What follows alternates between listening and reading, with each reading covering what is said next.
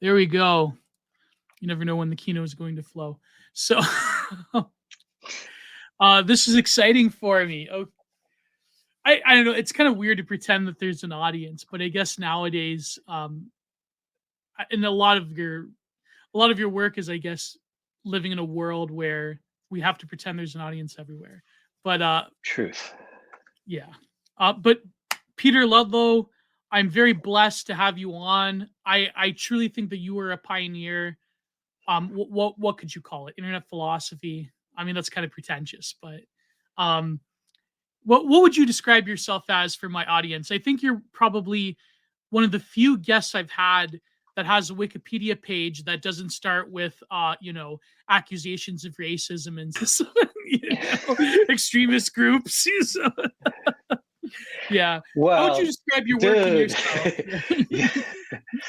Man, well, my day job for a long time was as a philosopher in a philosophy department or a linguistics department, and then also a lot of cog sci. I worked in the computer industry for a while way back in the day in artificial intelligence, and then got involved with issues like hacktivism and virtual worlds and a range of things. So basically, I just do those things that are interesting to me in the moment, whether that's philosophy or I don't know, cognitive science or hacktivism or whatever, or talking to you. There we go. Yeah, there you go.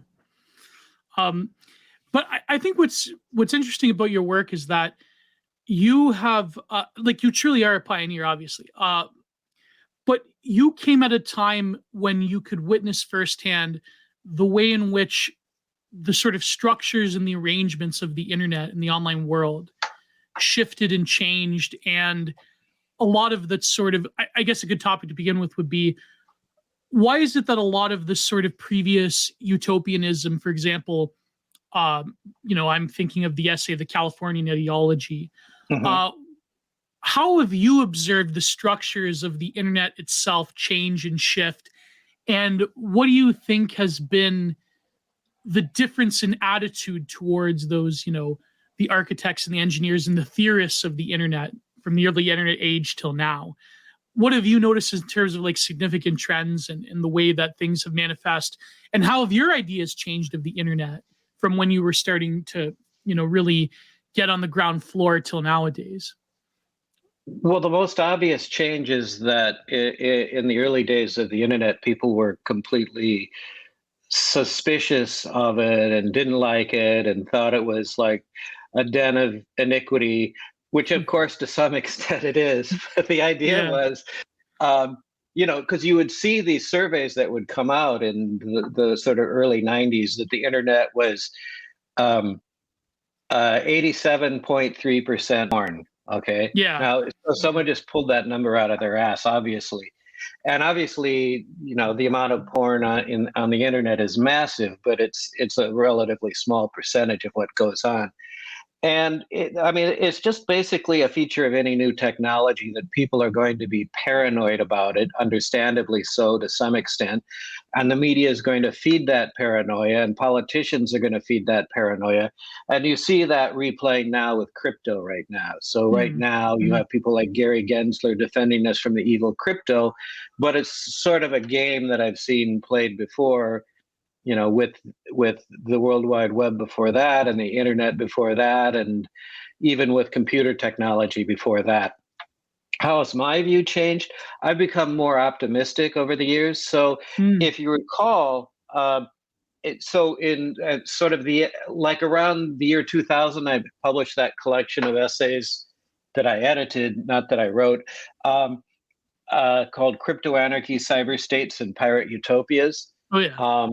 And so it was sort of an early discussion of the idea that using cryptographic technologies, we could build substitutes or alternatives to nation states that sort of, or at least communities that lie outside the purview of nation states. And at the time, I was sort of, to some extent, pessimistic about the ability of such communities to survive. And that's why the book closed with this essay by Hakim Bey, the temporary autonomous zone. Are you Oh familiar yes, with? yeah. Yeah, sure. It's a classic. It's a classic. During a year or two ago, that concept became like super popular because of the Chaz, right, in Oh, Seattle. okay. Yeah, Yeah. yeah, yeah, yeah. Oh, that's right. They did call it a Taz. That's right. They did. Um, so, uh, but at the time, the thought was just like Hakim Bey thought that, well, you would get these little pirate utopias forming in little creases in the network, and then the man would come and squash it eventually. So you just had Yeah. a short period of time. And I thought that was going to be the future. I'm less pessimistic about that now. Some of these communities that are emerging, sort of blockchain-based communities and so forth, I think a lot of them have staying power, and it's not clear to me that they won't actually survive the nation state, like outlive the nation state. That's kind of the idea. So I'm much more optimistic now than I used to be. That's crazy, because I think you're one of the few people that say you're actually more optimistic than what people were in the 1990s, early 2000s. Oh yeah. I think like the structure of the internet in terms of being 1,000 or 1,000,000 different islands now being, sort of corralled into the specific social media sites that most people use and that are very corporatized and have a certain structure to them.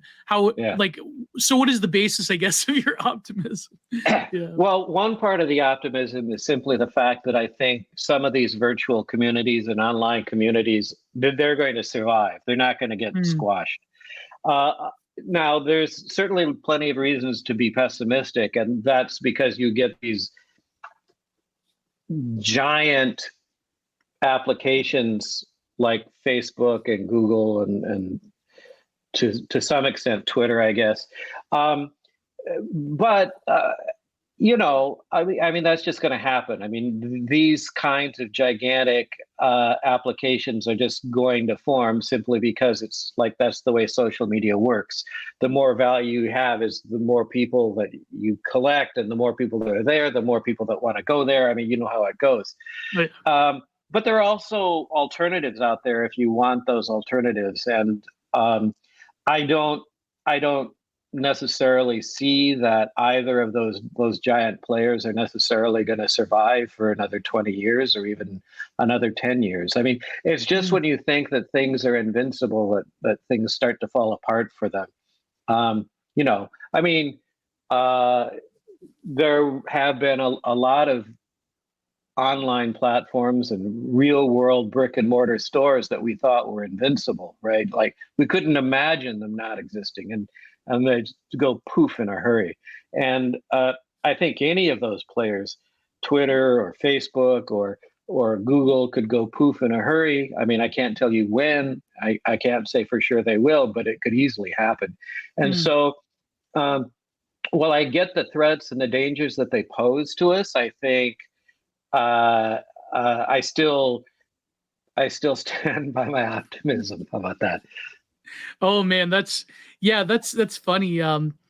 It's true. I mean, there was a time where people thought that, AOL was going to be around forever. Yeah, there's a good example. Yeah, AOL is here forever, right. But no, it's just, and it went in a hurry. And oh dude, I can't even remember the name now. But what was the platform before Facebook? The MySpace. That just went poof in a big hurry too, So I mean, you forget these things in a hurry, but they were at the moment you think these things are taking over the world, or they have all this power, and they're these de facto monopolies, and then someone hacks up a better technology in the garage, and within a couple of years they're gone. Yeah, and then they become the behemoth, and I mean, and then they're the new behemoth. Yeah, so that's it. yeah. But it's certainly true that the way in which these tech companies have been able to give a multi-level experience that, say, like the old Usenet days, or even going right up until, the early forms of social media with messengers. And then by the time you get to MySpace, it seems that full integration is like the norm now, or at least wants to be. I know that Elon Musk wants Twitter to be like a walled garden content machine, But Yeah. like you were saying, that sort of never lasts. There's stories. Would you say that there's an anarchic spirit to the internet still, that those things will quickly, not quickly, but they'll eventually dissolve and go back to another previous constellation? I mean, there's definitely an anarchic spirit to the internet. I mean, it's still in the cracks and creases of the internet. It's still there. I mean, people think that, well, the internet used to be like mostly that, which is true. But if you actually count the number of anarchic people in the internet then and now, it's probably the same number of people creating mischief. And by mischief, I mean creating the next disruptive technology. And probably there's more people creating disruptive technologies now than there were in the 1990s. I mean, I would bet on it. I would place a bet on it if I had a betting market for it. Oh yeah, definitely. But that's what I mean. Another thing that's curious is that a question I've always tried to answer, and I wanted to talk about your work with Second Life, is why is it that to begin discussion on it, there was a moment in time where like the digital avatar, the theory goes, if you read like old Wired magazine pieces, that you would carry with you this sort of digital avatar, that it would be, at least in some respects, an immersive or an embodied experience. But it seems that like the very like simplistic point and click consumer model of, very specific user interfaces and a sort of disembodiedness, that people gravitated towards that. What happened to like the vision of the digital avatar in the internet age? Or is it still with us? Or is there a possibility of it still coming back with, I don't know, VR technology or whatnot? Well, in a way, it's here. And I mean, this is what I thought was really stupid, like epically stupid about Zuckerberg's idea for transitioning to Meta, which is that when you're in Facebook, you are already in avatar. That is you. Yeah. So you are presenting yourself to the world in a certain way. You are curating that image, et cetera, et cetera. That's what an avatar is. All an avatar is a way of you generating a mode of presentation for yourself. Now, in Second Life, it means you go and spend $1,000 for a skin for your avatar and some fancy clothes. And in Facebook, it's just, well, you surround yourself with the right pictures and the right posts, and you curate what you say and what you're going to post. And so you are, in effect, already creating an avatar. And so that's it. And even when, I mean, I don't know what people thought. People thought, and they still think, that the whole idea was that you were going to go into the virtual world like Second Life or something like Second Life in Avatar and experience the world that way. But that's just bogus. It's preposterous, because look, what do? Like right now, we are talking to each other using what's the program we're using? StreamYard. Yeah, StreamYard. So we're using StreamYard, but we could use any number of other kinds of applications. But most of the time, we are sitting. I don't know about you, but I'm usually in bed with my laptop, like chatting with someone or texting someone or reading, viewing videos or whatever the case might be. And so, I mean, what is that? That's like 60% of my life, maybe more. Maybe it's more like 80% of my life. I'm sitting in front of a computer anyway. So what is the idea? That I will go into a virtual world where I have an avatar and then I'm going to open a virtual computer and carry on my business that way? No, I'm already immersed in a virtual environment. So, like, we're engaged in that right now. So we don't need to go into Second Life and open a virtual computer and have a computer screen of a computer screen in order to communicate and carry on. It's not like that's going to buy anything for us, right? Right. So we're already in Avatar, and there's a certain level of redundancy in thinking that we're going to carry on our everyday activities in Second Life, or most of our activities in Second Life. No, not necessary. Yeah. They say the redundancy of it seems to have been eliminated. And of course, like the pure consumerist model of, I guess it takes you 4 or 5 clicks on Amazon to like buy something. Yeah. that you were going to go, you're going to go in a digital store and there was going to be like a virtual stock. I was reading your article actually on digital objects. Maybe if you could elaborate wow. on Okay, that. wow. I didn't know people read that, but yeah, sure. Yeah. And you were talking about the nature of how texture and touch and things could be comported into a language sense, or at least suggested the way they are in video games, for instance, with rockers on the controllers and so forth. Sure.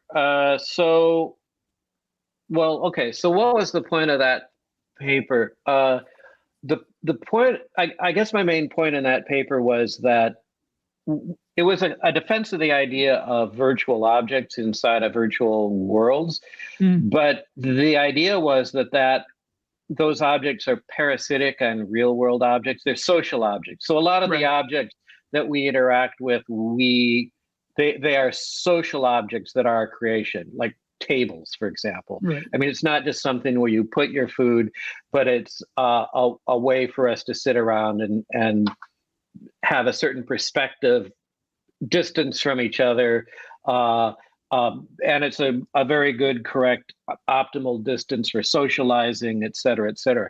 And then the idea is, well, when you build a table inside of a virtual world, it's still a perfectly good table. It's just, because that original table, what made that thing a table is not like its constitution of wood and glue and whatever, but it's the social function that it formed. And so when you get into a virtual world, I mean, it's still a perfectly good table.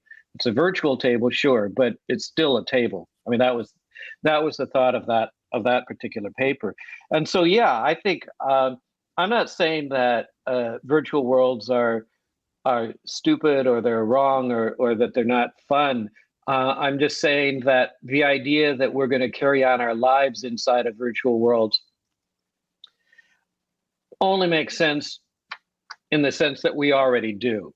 Meaning, I think that even right now, we have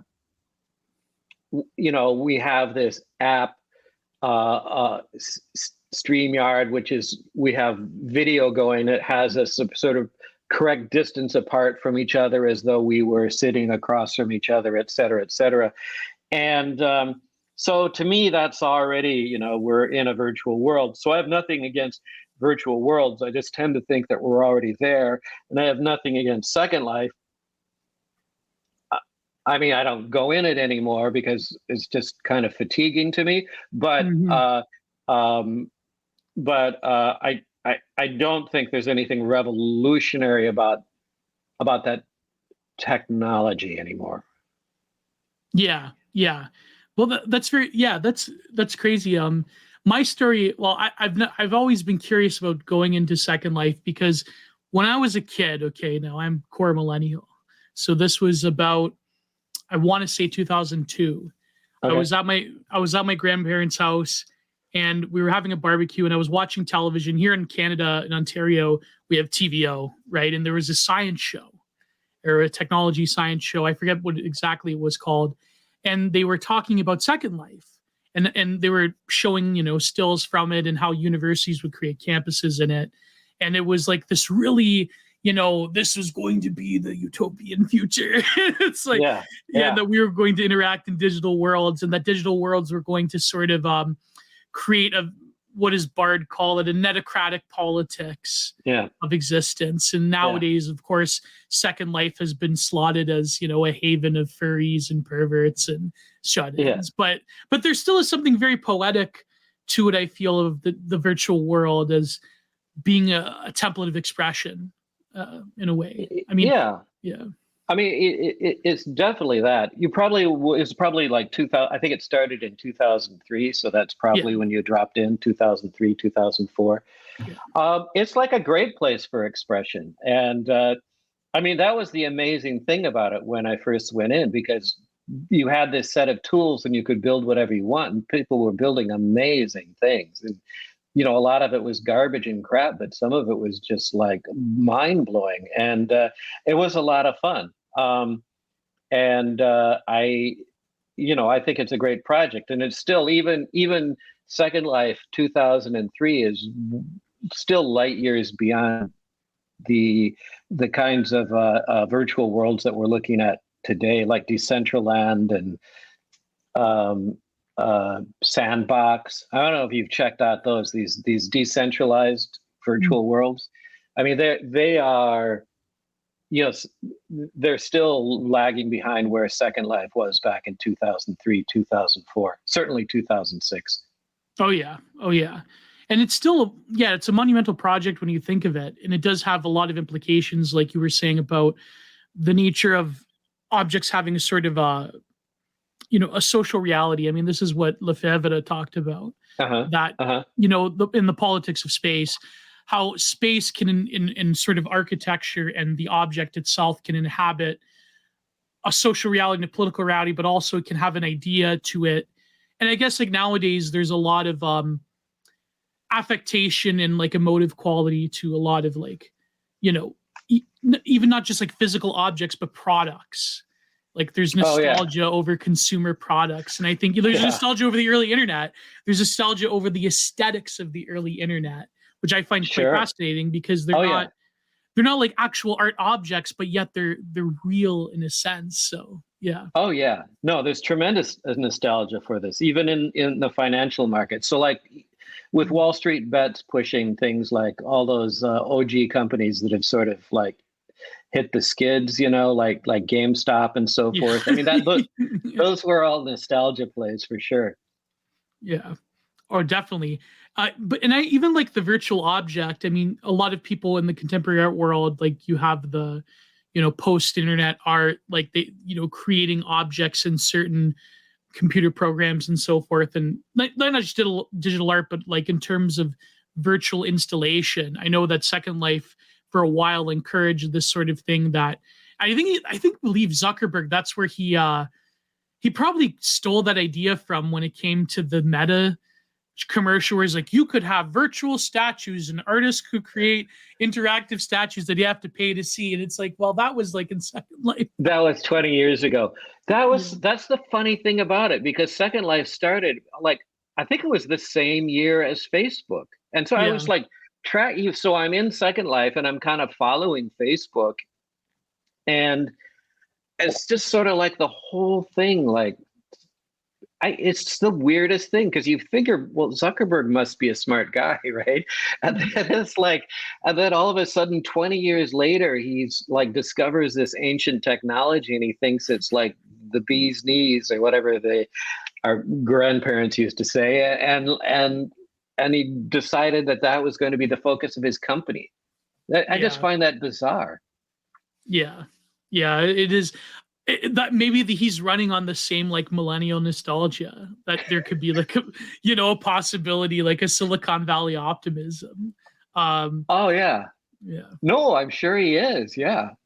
But like you were saying, like we're already like it stuns people, but we're already kind of in that world. Like the smartphone, if anything, it's like a less, when you really think of it, the simplicity and the beauty of it, and in like, I guess in sort of like an evil way, because it sucks people in. But when people talk about like virtual, like VR headsets, and I believe it was Apple that had the new one. Yeah. What's it called? I forget, but I know what you're. Yeah, it's like $5,000, and that's why they have like the boomer music in the commercial, because those are the only people that could afford it. But it's like it's truncated compared to the smartphone, because the smartphone truly is integrated with your everyday life and your experience. It's just not wired. It's not like fully wire-headed, but it's like there. Right.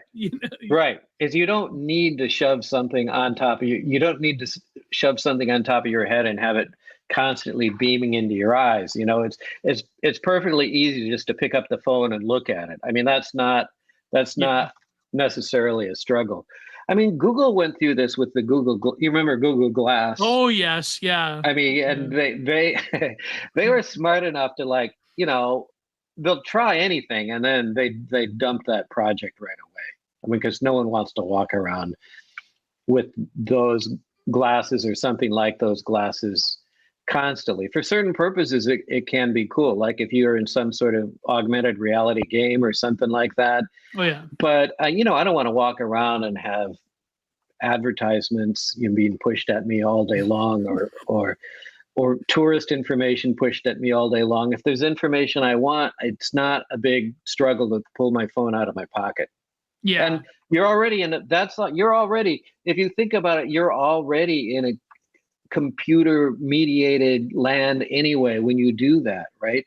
Your phone is mediating your interaction with the world. And so, if I pick up something and take a picture of it to find out what it is, like look at a plant and see what kind of plant it is. I mean, I do that all the time. You don't need to spare me from the business of pulling a phone out of my pocket and looking at something with the phone. This is the idea that you want to avoid that step is like in the old days in the 1940s or whatever, where they thought, where they did this analysis of how to streamline factories, and they would sort of like minimize each movement of your arm, right? It was like down to that level of detail, but it's like pointless. It's like that turned out not to be a productive way of saving people's time. And that's like McDonald's. I feel like that's what. Yeah. I feel that that's what they're doing now too. Oh, we're going to save you from the chore of pulling the phone out of your pocket or pointing your phone at a certain direction. We're just going to like staple these to your head so you don't have to go through that. Yeah, and eventually they'll have a full wire heading type of implant. Yeah, an implant, like neural existence. Yeah. Oh yeah. Oh, I love that movie. Yeah. Yeah, by Cronenberg. Yeah. Are we still in the game? That was way better and more efficient than the Matrix in terms of like the actual. Oh yeah. Oh, much better. Yeah. That was a great movie. Yeah. I believe they even got the ideas from certain animes that happened like way before in like the 80s and 90s. That's where they got the Matrix from. Have you ever watched the anime Lane? Serial Experiments Lane? No, you'd love it. Yeah. It's about the Wired, and Lane becomes like a Christ-like figure in the Wired, the internet. Okay. All right. Yeah, cool. You'd really enjoy it. It's but talking about anime. No, but the sort of like we're already there, and the way in which the cell phone, the smartphone, really sort of kicked off truly the internet age, or at least the democratization of it. In my circles, we debate all the time whether this is good or not. We often say it's bad, but like the question of the internet being democratized, I mean, you've seen this full hand. So what do you think of it? Do you think it's good that like the world is truly connected, or maybe there's some consequences that we haven't, fully realized yet? Well, I mean, the world is connected, but that doesn't mean it's democratized. And yeah, that's another debate. Yeah, exactly. You can get completely the opposite effect from that. And I mean, you could make the case that maybe it's tyrannized by virtue of us being interconnected in the way that we are. Certainly for purposes of surveillance, and the kinds of surveillance that corporations carry out on us anyway, even if it's just quote unquote innocent data mining. It looks like, so like an Orwellian nightmare if in a lot of ways. So I don't really see the democratization of the internet, but I think that some that may come with more development of certain kinds of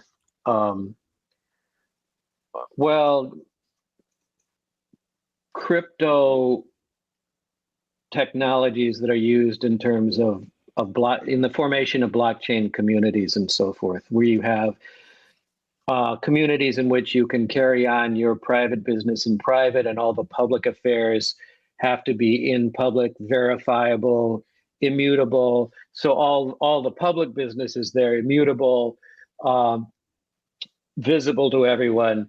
And meanwhile, our private conversations can go on in private. I mean, I think there's grounds for optimism there, but it does require us to make a transition from centralized internet technologies to decentralized internet technologies. And I do think that is coming. Yeah. That was like that interesting book. I think it was called Protocol or something like that, where it was about how people would, like, I guess, Continental Theory 101, people would figure the internet is like, it's a rhizomatic structure. It's like Deleuzian, Okay. but this book argues that no, actually, there's many layers of hierarchy that goes into the nature of the actual coding of the internet, the way that networks are distributed, and the way they can ultimately be controlled. And this sort of, I guess, like, what would you say, like, the postmodern theory going into almost like a mystification of the way that we interact with the internet. There's an element to that, but that's also being squeezed on the back end, and that really the internet is, incredibly, again, to use another Deleuzian lingo, incredibly striated and, sedimentary, and rather than like this open plane and open field. And so it's like, I think the book was called Protocol or something like that. Yeah. Okay. All right. Yeah. And who was it by? Do you remember? I could look it up for you, but yeah. Give your thoughts on the, yeah. Okay. So is it striated? Well, let me approach the question this way. I think that there are many layers of governance in and surrounding the internet. And so like governance, meaning what governs the protocols of the internet and the corporations and applications that are built in the internet. So the internet native things as well. Yeah. And so there are many different overlapping layers of governance in that sense of governance, right? And if you will, there are different layers of sovereignty. And I think that blockchain communities, when they become more robust, are going to bring a new element, new forms of sovereignty into the internet. Yeah. Now, in the background of all of this, there's the issue of, well, are these technologies really decentralized or are they centralized? And I think that decentralization is always going to be a kind of affirmational thing. That is, nothing is 100% decentralized. And if we want to be decentralized, we have to work towards that slowly. And that includes things like with Ethereum, for example. One of the things with Ethereum is that there are elements of the Ethereum protocol that are not entirely decentralized, and everyone admits that. Like the founder, Vitalik Buterin, will admit that if you ask him, but he'll say, wait, this is a goal. This is where we're heading. So as long as we keep this attitude, this aspirational goal that we want the protocols of the internet to be decentralized, and meaning all of them, then we can make progress over time. But if we throw in the towel and just say, well, no, they're going to be the centralized powers and the centralized servers, and they're going to be observing everything, and they're basically going to write the rules. If we throw in the towel and just accept that, then no, it's not going to end up decentralized. It could be completely centralized. It could be completely oppressive. It could be completely a new form of tyranny if we just let it happen. Yeah. But that's what I mean. Like, there seems to be, like, with crypto, there's always like, there are people now, there's sort of like a skepticism brewing that it can't like fully evade the capture of governance. I know here in Canada, the Trudeau government's incredibly critical of crypto and wants to regulate it.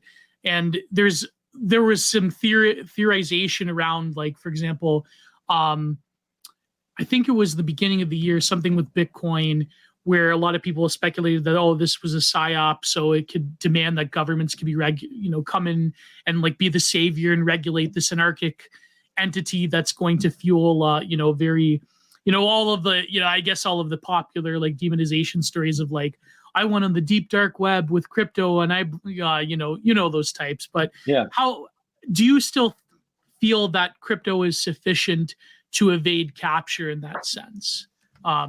Yeah, this is the point where I'm more optimistic than I used to be back in the days of the Crypto Anarchy book. I think I think it will evade capture. Now, let's be clear on what the capture is about. I mean, I don't think it's that the government necessarily wants to capture crypto. I think it wants its buddies in traditional finance to be able to capture that market. Right. So for 20 years. Yeah, I'm still here. I'm just gonna go grab the books really quickly. Okay. So for like 20 years, people have been, not 20 years, for like 10 years, people have been trying to, have been applying to create Bitcoin ETFs, right? Right. So, and the government says, no, no, no, no, no. And then BlackRock, which is, I guess, what is it? The largest private asset manager in the world, comes along and says, oh, we want to create an ETF for crypto. And then they're like, oh yeah, we'll see. I predict that before the year's out, BlackRock will have an ETF. So it kind of appears that what's been going on is that the government is dragging its feet on approving ETFs and so forth for the Winklevi twins, and sort of giving Coinbase and outfits like that a hard time, so that traditional finance can get a big piece of this pie, if not all of the pie. Now, that having been said, is that because the government thinks that they will have better control over crypto? I don't think they can take control of crypto. And I think there's two kinds of people in the government. I mean, there are certain people, like, I would guess probably like Hillary Clinton, who thinks it's like an existential threat to government as we know it. Yes. And I can't say that she's wrong about that. You know, it kind of is an existential threat to, let's say, the nation state, certainly to central bankers, certainly to the idea that the United States is going to have the reserve currency for the world and therefore can do whatever it wants. Certainly for the idea that you can push around countries by cutting them off from credit markets and so forth, right? So, I mean, the U.S. does this with a lot of countries. I mean, they do it with Venezuela, more recently with Russia. I mean, it's brutal when you get cut off from credit markets. I mean, let's see what would happen to the United States if it didn't have access to international credit markets. You know, it might very much look like Venezuela. So there is this idea that I think, like, Hillary Clinton types believe that well, if this crypto sort of takes off, then we're going to lose all our power, all our quote unquote soft power. And I can't say that she's wrong about that. And then there are other people that are just paranoid because it's a new technology, or they want to threaten regulations so that the crypto people will start paying money to their campaigns, et cetera, which is another strategy. So, but I think it's unstoppable at this point. I think that crypto is unstoppable. The only question is, like, what kinds of things are going to end up being grounded in blockchain technologies. I think with money and the finance markets, it's in the bag. It's already done. I think traditional finance is going to go the way of, like, Tower Records. You know, I mean, I think there's B. Dalton bookstore. I guess they might still have B. Dalton bookstores, or what was it? I had a friend who was from Alaska, and where at the time where there was the last Blockbuster video store. Oh yeah, there was one in Ohio and there's one in Alaska. I thought, and then I think there might be zero left at this point. But that must be, there's, speaking of nostalgia, that must have a nostalgia thing for you, being an old definitely, yeah. So, but that's another one that just went poof overnight. I mean, it went from zero to, like, having one seemingly on every block to being just completely disappearing. Yeah. I mean, a lot of people want it back because of just the experience, the vibe of it. There's video stores that try to, like, mimic it now. It's a good novelty hipster It was a good vibe. You get your popcorn. Yeah, it was cool. Yeah, no, it's all right. Yeah, John Video had free popcorn. Opportunity knocks for you. But then, so maybe in 20 years, we'll be looking back at central banks and nation states, and we'll be nostalgic for nation states again. And I'm serious about that. I'm working with a project with a crypto founder right now on application of blockchain technologies to all forms of government. So, so let's look at it this way. Kind of forget about minerals that are in the ground, forget about manufacturing. If you sort of quantify the amount of value that's contributed to the world simply by virtue of the role of governance, the amount is just massive. I mean, it sort of depends on how you cut up the pie. You know, what percentage is simply by virtue of having regulated marketplaces and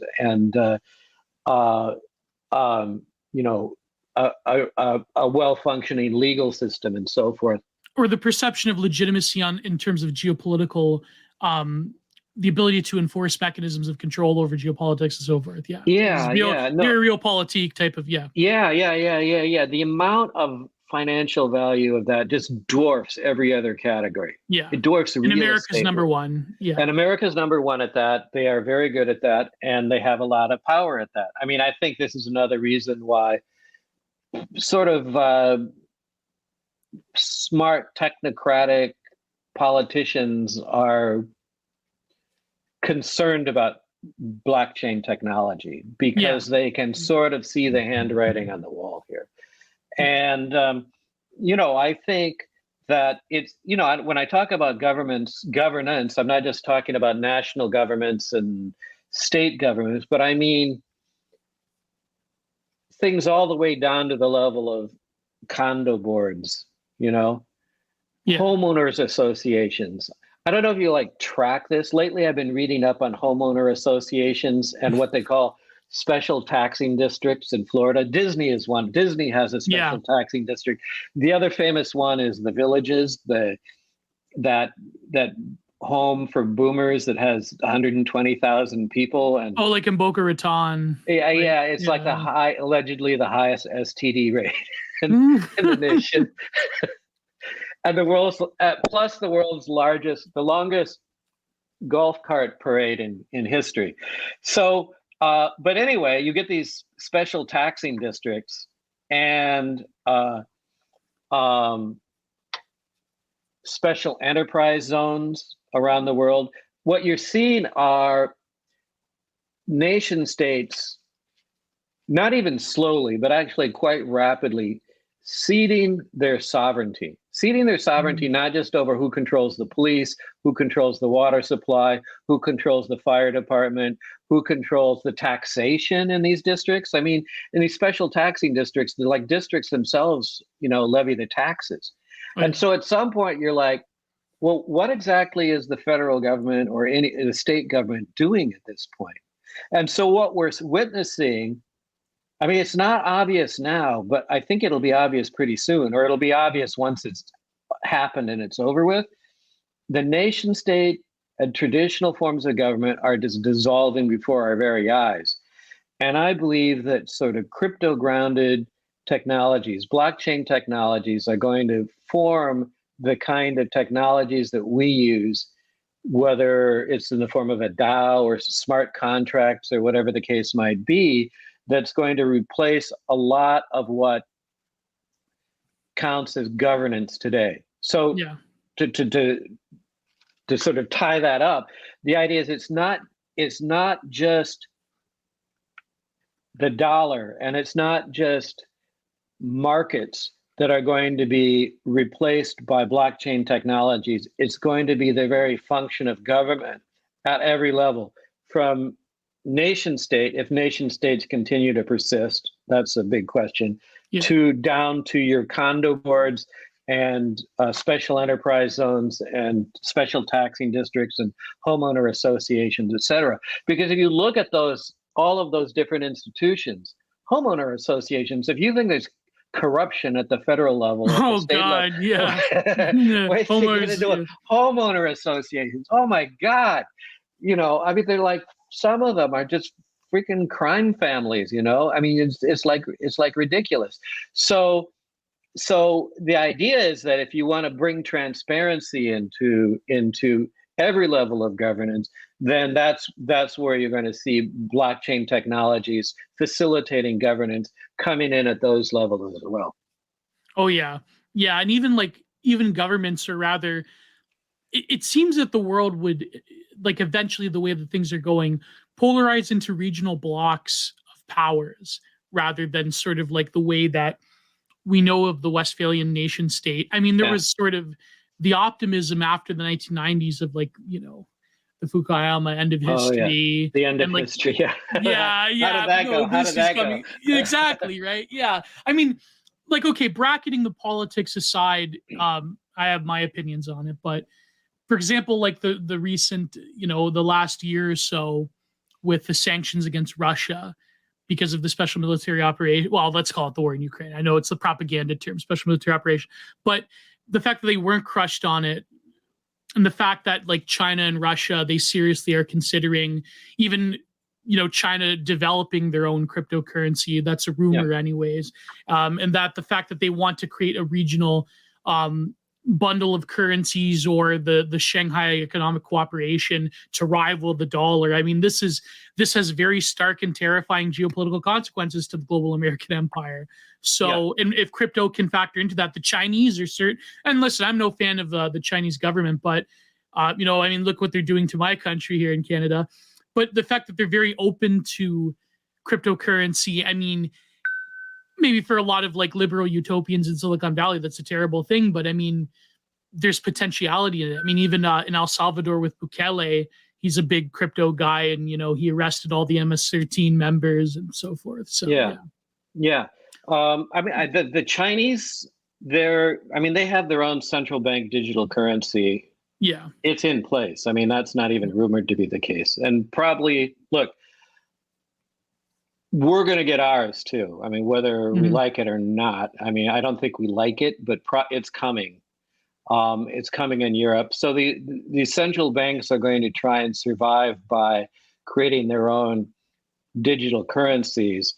I think, that's kind of like putting lipstick on a pig, if you ask me. It's like it's not going to accomplish anything. It doesn't give you what crypto gives you. I mean, I guess that's the whole point. It just sort of looks like crypto, and it has some similar technologies, but it's basically just a centralized, evasive surveillance technology that happens to use computers and some version of, like, a local blockchain technology. But I mean, it's basically fake crypto, and it's not going to work.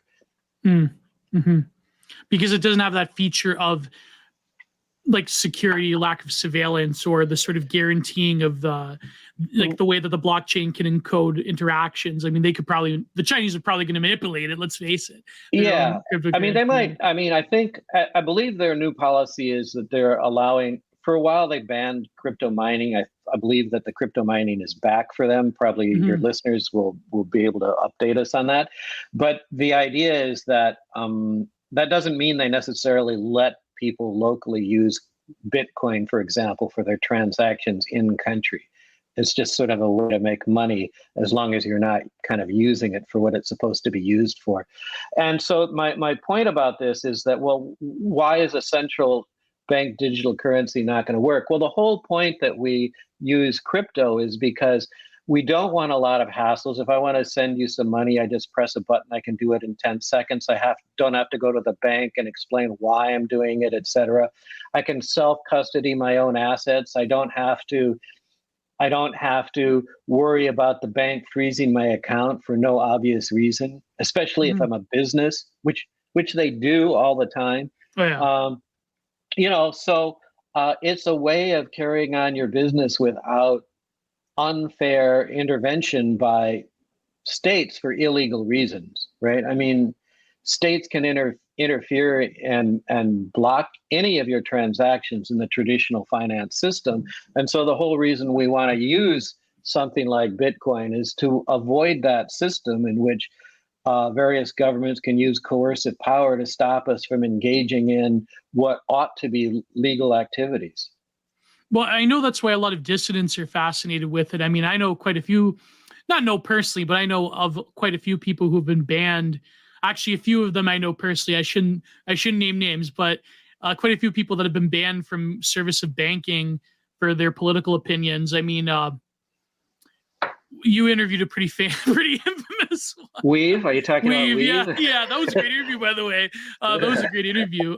Listen, do not endorse, but while I'm nod, but that was a great interview. He's one of the most banned men in the world. Yeah. Right now, so right. And he has carried on with cryptocurrency and so forth. I mean, what was the experience interviewing Weave from someone who is not very politically copacetic with his various projects? Well, he was he was a great hacker back in the day, and no, he was a legitimate hacker. Yeah. But I've known Weave for a long time. I'm gonna have to paywall this portion. Yeah, well, we might end up so we might get our your PayPal may be blocked by the end of this conversation. Oh, yeah. No, I've known Weave since the Occupy Wall Street days, and I mean the dude is a character, and I actually believe that his racism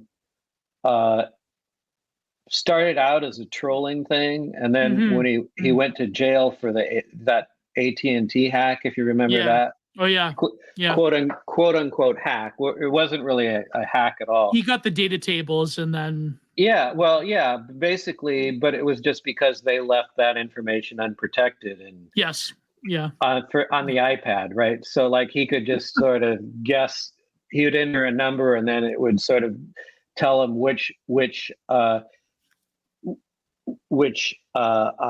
was it an AT&T account that it was associated with? I forget exactly what the information was. So he went to jail for bogus reasons, and I think I actually know his lawyer quite well too.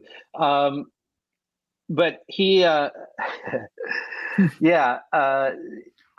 feel like. I mean, this is the danger of trolling: is that you troll enough, you end up believing you're troll, and it sort of takes you over. And particularly when he went to jail, so he came out of jail like a straight up white supremacist. I mean, he went into jail as kind of more of a troll. Yeah, and he came out as a full on white supremacist. And it's funny, anyway. But it's. Yeah. But just on that point, it is crazy how for a while, the sort of anarchic nature of the internet lend itself to particular forms of ideology. But, I mean, I guess what can we call it? The E-right. I like to call it the E-right. It seems that from even before 2016, there's been, the double-edged sword is that even dissidents can now get in on it, and not just with crypto, but in sort of online anonymous discourse in general, can create an apparatus of the spreading of either alternative or quote unquote hateful ideas. And even, for example, crypto, I know that governments are very willing to use a variety of different mechanisms. I know that Coinbase, for instance, they tried to do the whole woke cancel culture thing where Coinbase is racist because they weren't going to ban certain users of a dissident variety. And so I guess Coinbase is racist. Cryptocurrency is racist now because racists and people that are into weirdo esoteric ideologies, they did. They delisted Pepe. Do you remember this? They delisted Pepe because they thought Pepe was racist. Yeah, exactly. Yeah. I mean, but this is Weave's point. Weave's point in that interview is that they're throwing all these Pepes at Hillary Clinton back in the day, and it's kind of to provoke, but there's nothing inherently racist about Pepe. It's just an ancient internet meme, and then when people start banning Pepe, they look like complete idiots, right? So it's basically you just throw Pepes at people until they think they have to ban it because it's a racist trope, and then they look like idiots at the end. And Coinbase kind of looks like an idiot for banning Pepe, as far as delisting Pepe, not banning. But I was sort of do I want to know about this? And I just. But we got that's the same with the Bored Ape Yacht Club, because remember the Bored Ape is esoteric racism. That was because there was this performance artist that he's just trolling as far as I can tell, but he made this big video in which you go through all 10,000 images that are randomly constructed by a computer, and you're going to be able to find A few something racist, Zigroons and just by accident. You're going to get that, and I mean that was crazy. So oh yeah. yeah, so there's a lot of esoteric racism in the internet, and then there are the trolls that are kind of playing like these, what I mean when I say an Eddie Haskell type. So like, Oh yeah. you look lovely today, Mrs. Cleaver, and so they're like trying to play the good guys, but they're really just sort of trolling everybody, And I Yeah. think that's what that dude was doing. So it's like it's crazy times for sure. It's always been crazy times in the internet, but it's like we're in the golden age of crazy right now. Oh yeah. Yeah. I mean, I believe the Bored Ape guy, he also was acquainted with the art world. He had some kind of art degree before he went into computer science. And Yeah. I believe he himself is a certain identity that the esoteric racists do not like. So it's like the whole like cancellation of Bored Ape is like ridiculous. So, it's or at least pretty one ridiculous. of the creators wish, if I recall. Yes. Oh yeah, most definitely. Yeah, definitely. Yeah.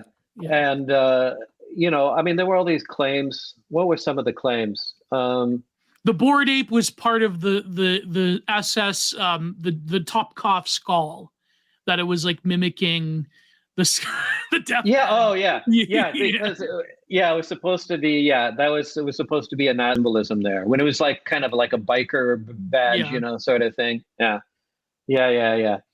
So.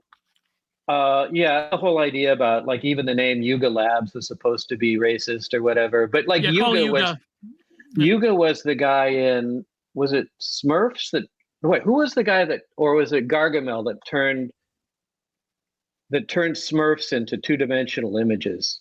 I think it's Gargamel. Yeah. Yeah, Gargamel. Yeah. That's right. So the guy was actually, I think it's the founder of like Bored Apes. His online name is Gargamel.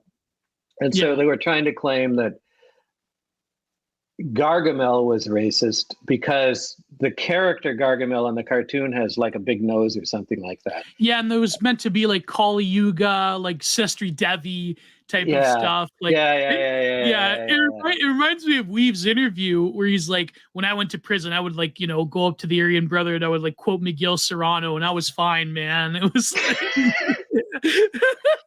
yeah, that was. Man, that's crazy. But by the way, the book I told you about was called Protocol by Alexander Galloway. Okay. About the structure of the internet. Okay. And he goes into like Deleuze and Guattari and Foucault and so forth. And I think, about the syntax, grammar, communities, and cultures, instead of relying on established theoretical approaches, Galloway finds new ways to write about digital media, drawing on his background in computer programming, begins to examine the type of protocols that exist, including TCP, IP, DNS, HTML. He then looks at examples of resistance and subversion, hackers, viruses, cyberfeminism, internet art, where he views as emblematic of the larger transformations taking place. But of course, his thesis is that the internet is not this free-flowing expression or frontier, that it has a huge... there's a rigidity of the hierarchy, but there are people that selectively break through this. I know the whole during the early days of artists that would get onto the internet and trying to create notions of, for example, the digital body, and we were talking about, and this stuff is very fascinating. But as we've been talking about, also, esoteric racists can also get on the internet and create memes and little. Me and Catherine D, we called them Creole languages of the internet languages. So yeah, my protege Catherine D. Yeah, yeah. But because this has been, having watched a few interviews with you, this is a topic that you're very fascinated in, the way that language itself has been transformed by the online world, and a lot of it is like basically the sort of like hiddenness thesis of people like Strauss, that you have to create hidden language to evade capture. But a lot of it, I guess, with meme culture, the littlest and simplest of phrases can turn into like this whole world of connotation. And like the development of the, like, from your perspective of linguistics, I mean, this must be fascinating to you, how even people just to evade censorship can create whole language models just to like just to troll people, or have a sort of hidden language. It's like the series of in-group jokes that are then spread throughout everywhere. Yeah. Listen, I think that that's true of all language. So, there's a kind of myth, I believe, that language is for communication. I mean, that's the first thing people say. They set it up as a kind of platitude. Well, of course, language is for communication, and then they go from there. But I have a friend who's a linguist at Rutgers, and he wrote a paper in which he argued that if we really look at the way natural language works, it's more like a system that's been designed to encrypt, to either encrypt or to give something that's equivalent to like a digital signature, so that even if we speak quote unquote the same language, I can pick up on your Torontonian accent and recognize that you're an outsider or something like that. Yeah. And so if we say, well, like when we're on the internet and we're communicating, and now we're getting lots of inside memes and ways of abbreviating what we have to say and so forth. I mean, that's just more grist for the mill. It's just more and more examples that what we use language for is not to communicate so much as it's to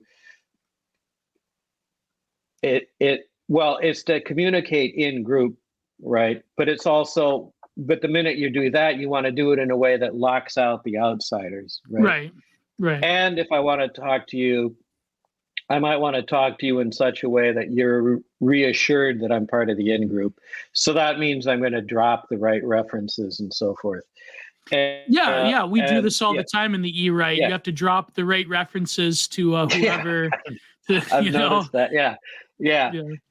You talk about language as a series of enclosed networks. To me, that's like Carl Schmitt. That's like the in-group, out-group kind of enemy. So it's very Schmittian. First it's Weave, and now it's Carl Schmitt. What are you going to do? What are you trying to do to me? Well, even lefties talk about Carl Schmitt now. So we have a little revival in political science recently. Yeah, so, all right. Okay, so anyway. I know I'm mortifying you. I'm very sorry, my friend. I know. I don't know. Anyway, so where were you going with Carl Schmitt here? About the nature of language being enclosed. That's very interesting because I don't know a lot of, like, for example, you research into Noam Chomsky's theory of language as having like these root structures, and people think that that's like not a correct model, but the sort of the Evo Psych theory of language is that, increasingly language tends to deterritorialize in a way that greater swaths of populations can sort of get it. And it becomes very easy in utilitarian sense of like, well, language is common and therefore it has to democratize in a certain sense. But what you're saying is that the structure of language, especially in the internet, is to keep out that outgroup, and that actually it's more of like a series of contained zones or bubbles rather than like this massive thing. I mean, of course, there's democratized language when it comes to things like commerce, for instance, commerce being like the great spreader of language. And colonialism, of course, and colonialism, the British, right? Yeah. But that's a very interesting. And popular culture in the case of the popular culture. People tend to think that, well, eventually we're all going to be speaking the same language, but I don't see that happening. And I believe that there's definitely a force to move in that direction, driven by commerce, et cetera. And you get these lingua francas that emerge, but there are also these pressures that move in the opposite direction as well, so that you are moving in the direction of more distinctive, different kinds of language. So you get this all the time. I mean, you get this push and pull with say street culture. So street culture develops certain terms, certain terms for drugs or whatever to sort of freeze out the police. and then people start rapping about it, and then pretty, and then within like a few years, everyone knows that kind of version of street culture or the terminology, and then it's back to sort of like the street culture is forced to generate new ways of speaking about things. Oh yeah. If for no other reason than just to be distinctive. Yeah. And then then it becomes like, then to evade capture again, then you have to create more Baroque forms of like in-group signaling. Even like meme phrases are very good at that. Meme phrases are great at that. Yeah. So if you think of like that, if you thought of it like in terms of semiotics, for example, and not just language, then right, we have these ways of signaling what the in-group is, and we use memes to do that. So crypto Twitter has its memes, and I'm sure the E-Right has its memes. Well, I know it does. Well, I mean, if I say the phrase "broken branch," people know what I mean. Like right off that. So yeah. Do you know Broken Branch? I don't. So yeah, I'm doing the best I can to separate myself now, because I know. The E-Right. First it's Weave, and then Carl Schmidt, and then I'm not going to go follow you with Broken Branch. No. It's all right. Don't worry. It comes from an account called Waihan Zan, but don't worry about it. Don't worry. We don't have to explain. My audience will know. But it's okay. You can explain it to me, but then you're gonna have to come up with a new meme, because like once a boomer like I has it, then it's like done. It's like you're throwing it in the burn file. That's it. Yeah. It's so Waihan Zan is a Twitter account that does a lot. Like he's allegedly a Chinese student, and he does a lot of the like English phrasings, right? Like, I mean, which is inherently racist, but he talks a lot about how Chinese people shouldn't, go with other people, if you know what I mean. So Broken Branch, Ancestor Cry means that your line will be severed if you're a Chinese person who doesn't marry and have children with another Chinese person. The line of ancestry is severed. So then when people say Broken Branch, they immediately, like, the racism goes off in their heads, and it becomes this like meme lingo. And so it's quite something. It's quite something. So like Broken Branch, Ancestor Cry has this whole universe of like signaling against interracial marriage. Got it. And the internet. So it's. But does it extend to ideology as well? Like, oh, definitely, yes, yeah. Because like people, I mean, I believe that political ideology is you're more likely to marry out of race than you are to marry out of political ideology these days. In some ways, yeah, maybe. No, I mean, I'm telling you that statistics. I mean, not saying really. That's yeah. No, but a serious point, I think, would be that nowadays, like, having observed the way that ideology diffuses on the internet, it seems like I'm currently writing a book on art and aesthetics, being an artist myself.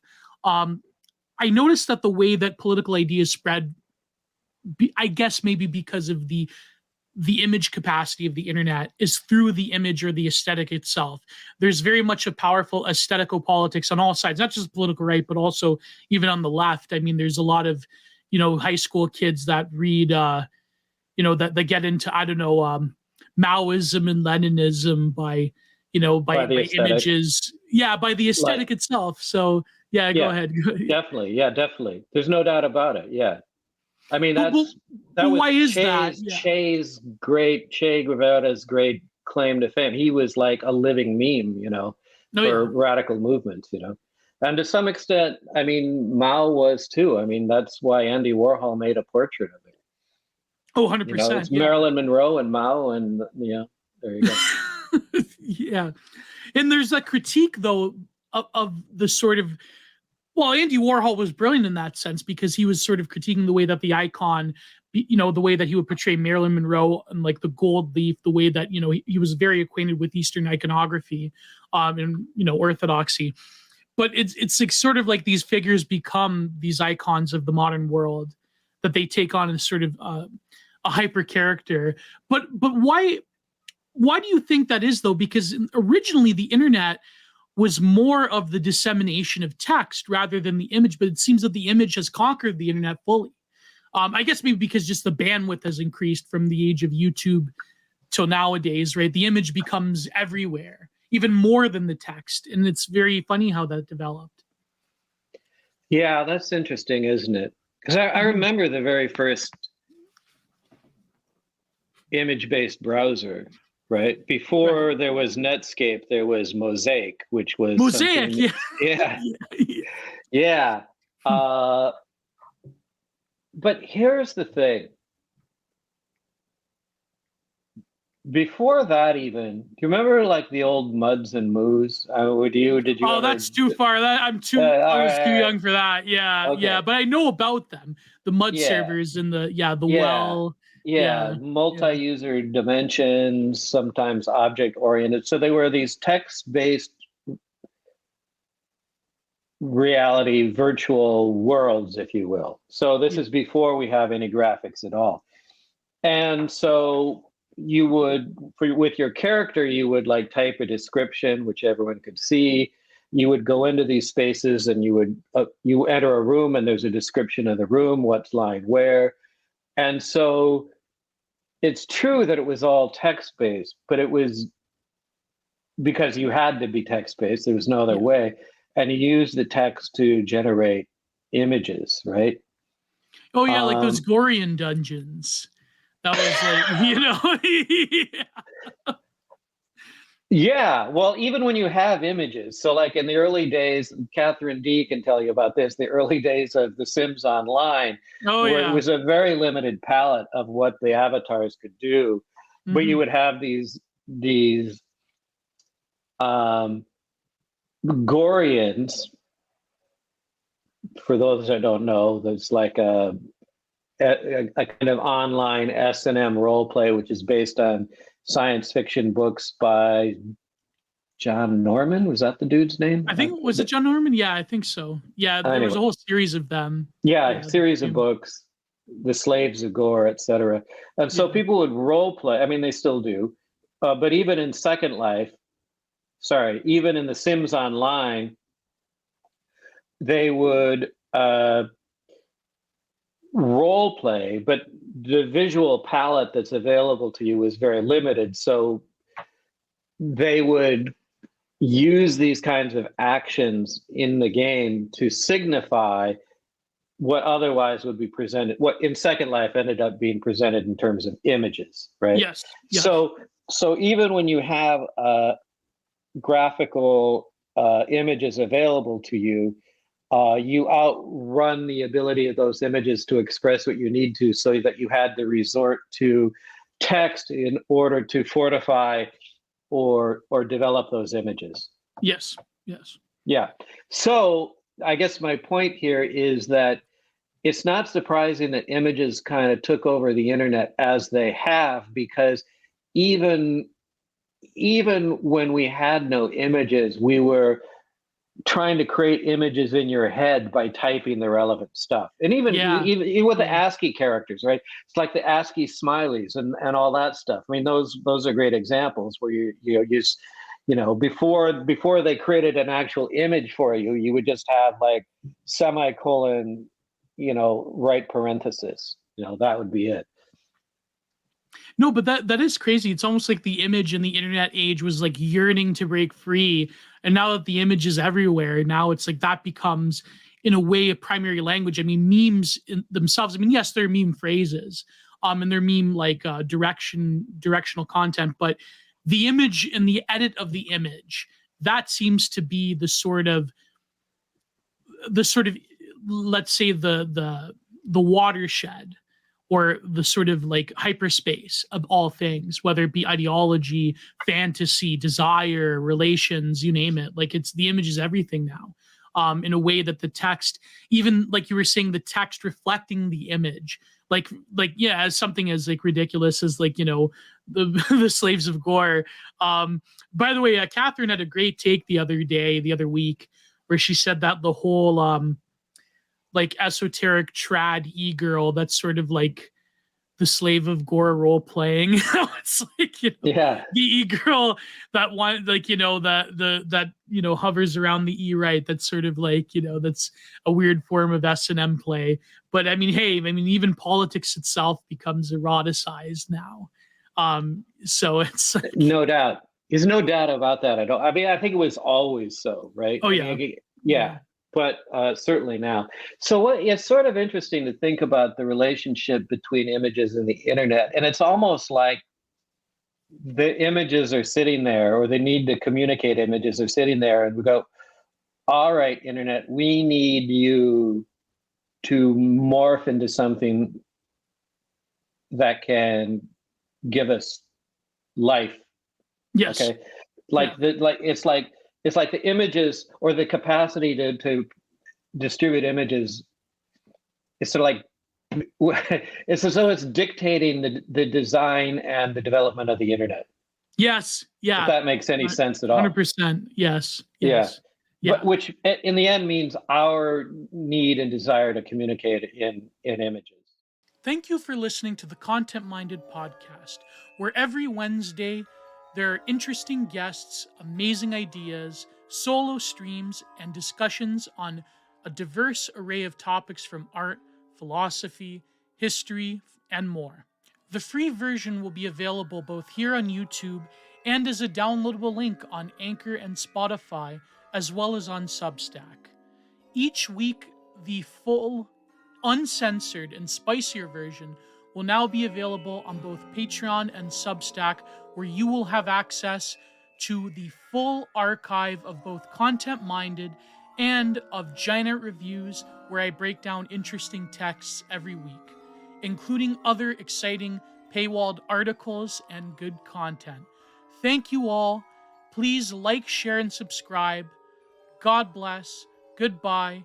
Help keep the content renaissance alive. Too sweet.